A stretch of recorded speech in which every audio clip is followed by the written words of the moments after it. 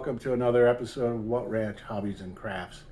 Today I'm going to be playing with some cherry hardwood flooring that was given to me. I've glued it up. I'm going to make a cribbage board. It's a fish themed cribbage board for the Pacific Northwest here. So let's take a look. The steps that I'm going to be doing is I've glued up the cherry wood and planed it a little bit so it's relatively flat, but it still has some imperfections in it. So I'm going to run a flattener on it, bring it down to a nice smooth finish, hopefully, and then we'll start laying out the artwork and then go into the holes and so on. And so let's follow along here. My first question on my checklist over there is the piece big enough and is it securely fashioned? So I'm going to be doing a 8x16 cribbage board here. So I have room up here where I know the machining won't be doing any touching. So I'm going to put my hold downs on these two corners to lock it into place. And then we'll set 0 into the center here and we'll get started. I have my piece securely mounted to the table, and because I'm going to do the flattener, I'm pretty sure I'll be clear of it. But just in case, I've recessed those a little bit. So even when my flattener, if it comes close to that metal head, it's not going to go deep enough to touch that. And then I'll start working on this. So I'm going to start out with my 1/2 inch compression bit. And that goes with the larger collet. And then we'll be coming in with my 1/4 inch ball nose for the roughing.